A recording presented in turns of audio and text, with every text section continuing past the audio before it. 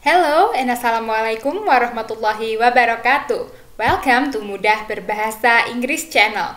Kita ada di materi Bahasa dan Sastra Inggris Lintas Minat untuk kelas 12 yang judul materinya adalah Pros and Cons. So, students, di dalam kehidupan sehari-hari kita tahu banget kan, pasti tidak semua orang itu punya pendapat yang sama-sama kita. Jadi ada yang setuju, ada yang nanti tidak setuju terhadap sesuatu. Nah, gimana sih caranya menyampaikan kesetujuan atau ketidaksetujuan kita dengan tepat kepada orang lain? Itu yang akan menjadi highlight utama kita kali ini. Nah, materi ini tuh penting banget, bukan hanya untuk ketika nanti kalian SMA gini aja ya, tapi nanti ketika kalian kuliah, terus nanti bekerja, hidup bermasyarakat, masalah pros and cons ini betul-betul menjadi topik yang akan kalian temui dalam kehidupan sehari-hari. Jadi, please be focused and pay a very careful attention to this material. Well, students, without any further ado, let's jump right. Oke, highlight utama kita sebenarnya di sini adalah untuk membahas text discussion. Sebenarnya Miss sudah pernah buatin video text discussion. Nanti Miss akan link videonya di card kanan atas dan juga description box. Please check that video out karena itu videonya udah detail banget menjelaskan tentang si text discussion ini. Nah, tapi kali ini kita akan baca sepintas aja dulu ya tentang discussion karena nanti ini akan berhubungan dengan pros and cons tersebut. Discussions are used to look at more than one side of an issue. Jadi kenapa diskusi itu diperlukan? Karena nanti semua orang punya banyak pendapat yang bisa berbeda-beda terhadap suatu permasalahan. And discussion allow us to explore various perspective before coming to an informed conclusion. Nah, karena nanti kita berdiskusi itu banyak masukan, pandangan, dan lain sebagainya. Ketika kita terakhir mengambil keputusan untuk menarik kesimpulan, itu sudah dipikirkan yang paling matang dan mempertimbangkan banyak hal gitu, bukan karena semaunya satu orang sendiri. Itulah kenapa pentingnya berdiskusi. Oke, by definition, what is pro? Pro is an advantage or a reason for doing something. Pro itu kan setuju ya, jadi suatu kelebihan atau suatu alasan kenapa kalian mau melakukan sesuatu. And the antonym of pro is con, which is a disadvantage or a reason for not doing something. Ketidaksetujuan atau kurang apa ya, menjadi topik yang kurang unggul untuk dipilih, misalnya solusinya dan lain sebagainya, untuk tidak melakukan sesuatu. Kalau bahasa Indonesianya pro dan kontra, sering dengar kan pastinya. Nah, itu definisinya. Oke, as I mentioned earlier, jadi masalah nanti ini pros and cons ini bukan cuman ketika kalian SMA aja, nanti di kehidupan nyata kalian udah kerja, misalnya ada yang mau jadi anggota DPR dan lain sebagainya, ada yang akan namanya debate. Kayak tadi, ujung utamanya adalah ada isu yang tidak semua orang punya persetujuan terhadap cara menyelesaikannya. Nah, disitulah dibutuhkan yang namanya diskusi itu tadi. Nah, diskusi yang powerful kayak gitu ya, bisa mengarah ke debate. Sebenarnya kalau kalian mungkin di ekskul atau apa ada materi tentang debate, Miss juga sudah pernah bikinin videonya tentang debate yang Asian Australian Parliamentary Debate. Nanti Miss akan link videonya di card kanan atas dan juga description box.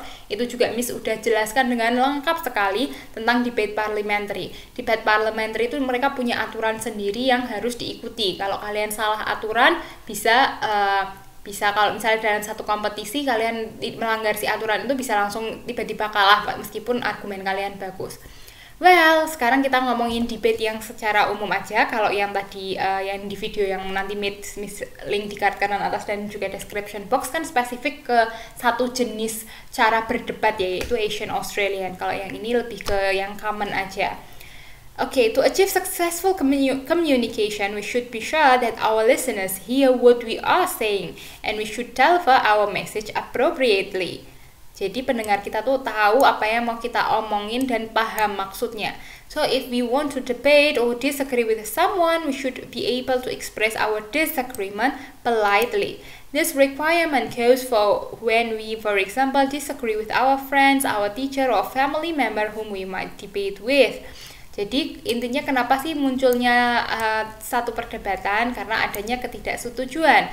Tapi mengungkapkan ketidaksetujuannya juga harus dengan sopan, nggak boleh semaunya sendiri.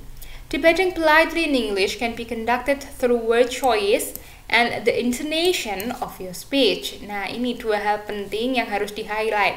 Ketika kita berdebat, itu pilihan katanya harus yang tidak boleh menyinggung, yang ya kamu menunjukkan tidak setuju tapi dikasih alasan yang masuk akal kenapa sih nggak setujunya. Kemudian intonasi dari cara kamu berbicara bukan yang marah-marah dan jelas kayak gitu ya. Bisa tetap kok kita tidak setuju dengan tetap menggunakan intonasi yang halus, yang rapi, yang tetap enak untuk didengar. Kalau kalian malah marah-marah gitu, malahan orangnya males gitu, yang diajak berdebat malah tambah males untuk mendengarkan, kayak ini apa sih kok semaunya sendiri. Nah, tapi kalau kita dengan sopan terus mengungkapkan ketidaksetujuannya juga dengan baik, malah kemungkinan akan lebih didengarkan.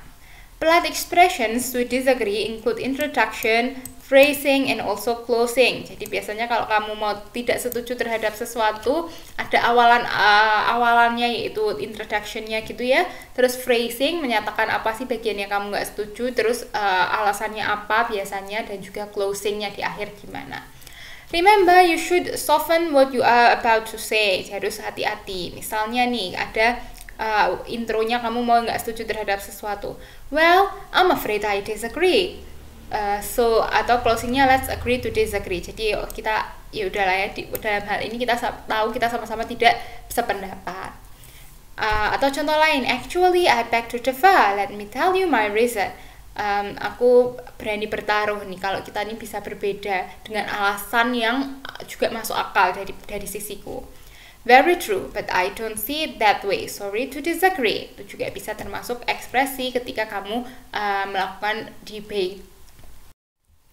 Okay, ways to say it. When you say I disagree in spoken English, it's considered too direct. Jadi kalau kamu lagi bercakap-cakap gitu langsung ngomong I disagree with you, itu terlalu langsung menyatakan ketidaksetujuannya. To express disagreement politely in English, we should use phrases that are modified to be more polite, such as ditambahin nih awalnya I'm afraid I disagree. Mohon maaf tapi kayaknya saya nggak setuju deh. I'm not sure about that. Aku juga nggak yakin dengan pendapatmu. I don't see it that way. Aku melihat cara pandangnya tidak seperti itu. And you may use an indirect disagreement, such as well, in my opinion, give your reasons. Jadi kamu nggak yang tidak perlu menyatakan ketidaksetujuannya dengan secara langsung menyebutkan kata disagree, tapi kamu bisa ngomong kalau menurut aku, nah kayak gitu. Actually, I think, dan lain sebagainya. In informal disagreement, you may use the following expression. You can't be serious, or no way, nggak mungkin banget kayak gitu. Terus kamu jangan lupa dari suatu debate ini tadi atau ketidaksetujuan terhadap sesuatu, yang paling penting harus punya apa sih sebenarnya? Reasoning yang kuat, strong reasoning. Kenapa kamu nggak setuju terhadap sesuatu? Ketika kamu bisa menyatakan alasanmu yang masuk akal dan kuat, nanti orangnya mungkin bisa berubah pikiran. Oh iya benar juga ya pandangannya dia atau pertimbangannya.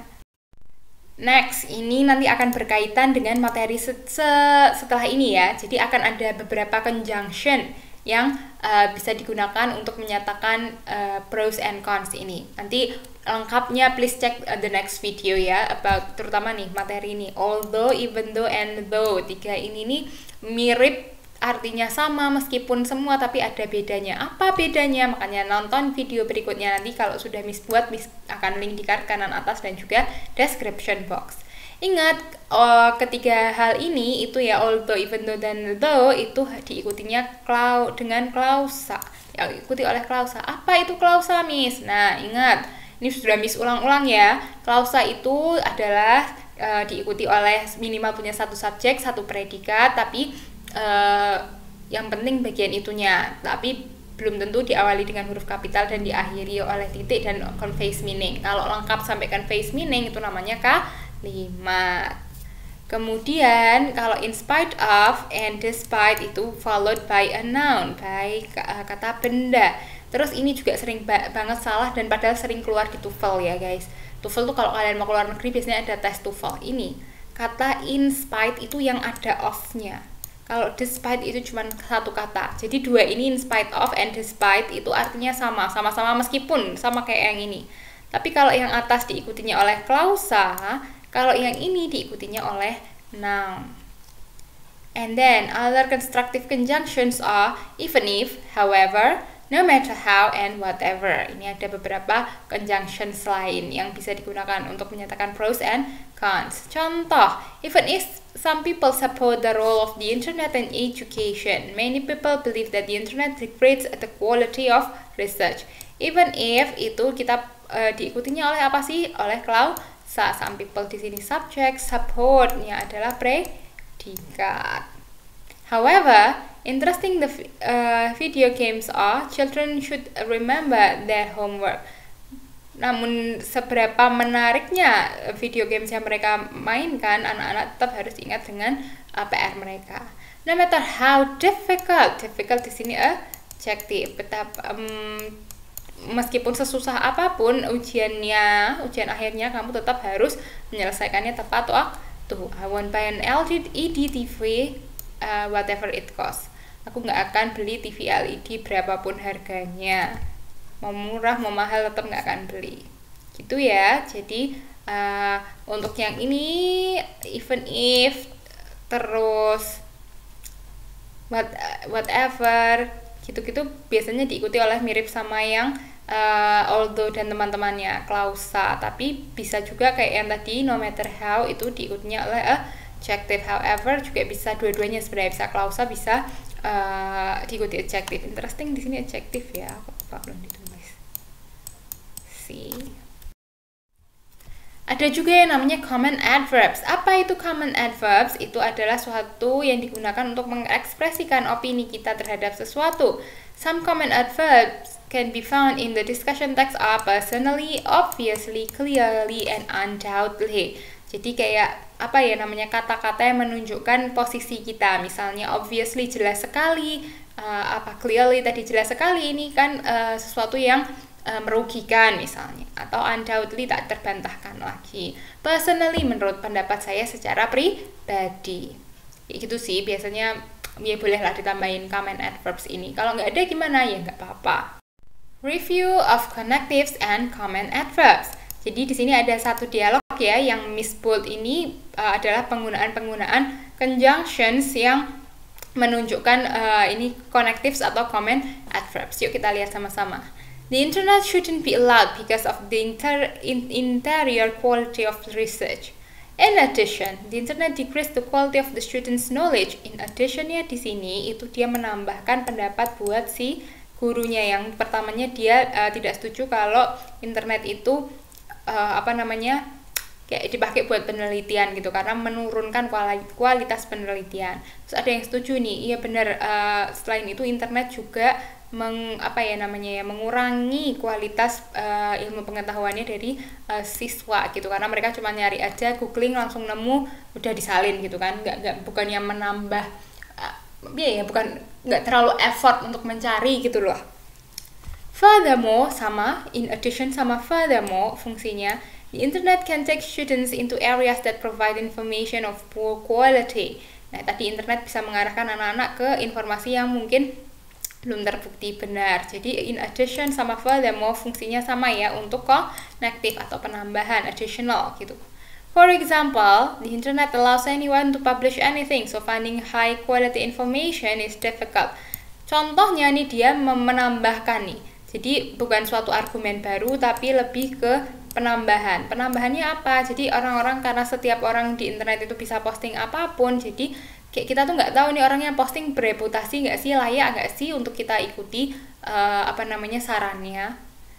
Kemudian terakhir diomongin, in my opinion we should be very careful in accepting the quality of information that we find on the internet. Nah, terakhir dia menyimpulkan nih. Menyimpulkannya gimana? Kita harus berhati-hati dari semua alasan yang sudah dikemukakan sebelumnya. Kita tuh harus lebih hati-hati nih kalau kita dapat informasi dari internet, harus di cross check lagi. Dialog kedua, do you think it's a good idea to abolish the national exams? Kamu setuju nggak sih meninggalkan ujian nasional dihapuskan lah gitu?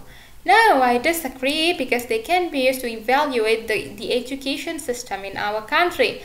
Aku sangat nggak setuju nih kok UN dihapuskan karena sebenarnya bisa meningkatkan kualitas sistem pendidikan di negara kita. But di sini sebagai constructive conjunction, jadi menunjukkan perbedaan pendapat. The national exams will only encourage school to give talks that develop students' ability to answer typical exam question. Tapinya kenapa dia kok nggak setuju? Karena sebenarnya ujian nasional tuh soal-soalnya cuman mengembangkan cara jawab anak-anak untuk menyelesaikan soal ujian aja, bukan menyelesaikan permasalahan yang sesungguhnya nanti ada di luar sana. Despite criticisms of the national exams, schools across the nation still plan to hold the final exams. Meskipun ada banyak criticism, banyak kritik dari pengadaan ujian nasional, tapi masih banyak kok sekolah yang tetap mengadakan ujian akhir. I personally believe, di akhir dia mau menyimpulkan, that the national exams can be used only for evaluating the education system and to determine its weakness. Jadi sebenarnya ujian nasional tuh gunanya untuk mengevaluasi sistem pendidikan ya, bukan mengevaluasi siswa-siswanya. Tapi sistemnya udah bener nggak sih di kelas sekian kita mengajarkan materi ini untuk anak SMA kedalamannya sampai segini misalnya, nanti kan pasti akan berbeda kompleksitasnya kalau kalian misal kuliah dan lain sebagainya. Nah itu lebih ke mengevaluasi sistem pendidikannya dan juga kelemahan-kelemahannya supaya nanti kita bisa memperbaiki kelemahan tersebut, bukan menentukan ini lulus apa enggak sih hanya dengan mengerjakan soal. Okay, in conclusion, we have talked about discussion text, and in a discussion text we express our opinion about a certain issue, whether it's a pro or a con. In expressing our pro opinion, we can use these following expressions. Kalau pro setuju berarti kan agree ya, I agree with you, I'm positive about that juga bisa, I like it that way, aku juga suka dengan cara yang itu. But when we want to express the con opinions, we can use these following expressions. First, I'm afraid, I disagree, I'm not sure about that, I don't see it that way, aku nggak melihat dengan cara pandang yang seperti itu. And then connective words are words like ideas so that there is unity in a paragraph. Jadi gini, kenapa connective words kayak in addition, besides, furthermore, dan lain sebagainya itu penting? Karena nanti kalau kita bikin esai atau bikin paragraf gitu ya, untuk kan kalau dalam menulis suatu karangan kita harus punya dua aspek penting, yaitu si karangan kita harus cohesive and coherence, jadi nyambung satu sama lain, nggak bisa paragraf 1 dan paragraf 2-nya mencolot ceritanya beda jauh kayak gitu. Nah, untuk menggabungkan ini tadi dari paragraf 1 dan paragraf 2, makanya kita butuh yang namanya connective words untuk menambahkan. Misalnya kamu di paragraf 1 menjelaskan tentang kenapa video game itu perlu. Nah, misal kamu menjelaskan karena bisa membunuh tadi, kill children's boredom, membunuh kebosanan anak-anak. Ketika kamu di paragraf 2 kamu menjelaskan alasan yang berikutnya nih. Misalnya alasan yang kedua adalah karena sebenarnya video games itu bisa mengasah otak. Ketika kamu menulis di paragraf kedua, please make sure that semua orang itu tahu, pembacamu tuh tahu bahwa ini tuh masih nyambung sama paragraf atasnya. Makanya kita menggunakan si connective words ini tadi supaya mengarahkan ini masih satu jalur opininya. Karena kalau kita pakainya constructive conjunctions itu justru menunjukkan ke disagreementan. Kamu tadi di paragraf 1 setuju dengan video game, di bawahnya kamu mau menyatakan nggak juga sih sebenarnya. Nah, kamu bisa pakai conjunctions berikut. Misal even if, however, no matter how, whatever, although, even though, in spite of, and despite. Itu untuk menyatakan disagreement, ketidaksetujuan. When we express our opinion, we also use connective words to link out ideas. Misal, ada kata connective words, contohnya apa sih? And, also, as well as, besides, finally, furthermore, moreover, in additions, itu digunakan ketika kita mau menambah informasi yang diikuti. Tadi pendapat pertama, in addition, nah untuk menambahkan ada pendapat kedua, itu bisa pakai kata-kata yang ada di sini. Kemudian untuk diikuti dengan contoh nih, kamu tadi menyatakan menarik satu argumen, kamu memperkuat argumenmu dengan ngasih contoh. Kamu bisa ngomong dengan for example, such as, the following, like, for instance, kayak gitu. Terus kalau an opposition idea will follow, kalau kamu mau menyatakan ketidaksetujuan, perbedaan pendapat, tadi kamu bisa ngomong dengan even if, however, in spite of, instead of, nevertheless. Nah ini however, nevertheless, on the other hand, despite, yet, ini yang sering digunakan untuk menyatakan perbedaan. Kalau exception itu pakai but atau except. Kemudian information about the cause of something. Nah ini juga sering sebab dari sesuatu. Ini materi kelas 11 dulu juga udah pernah ya, cause and effect. Kalau Miss ingat nanti akan Miss link di kanan atas dan juga description box videonya. As a result of, beside, due to, in order to, since, because of. And then information about the effect of the something. As a consequence, as a result, constantly, so that yang di sini artinya supaya ya, and therefore. Ini yang efeknya. Kalau cause-nya tadi yang because dan teman-temannya, efeknya nih bisa banyak juga. Misalnya consequently, as a result, dan lain sebagainya.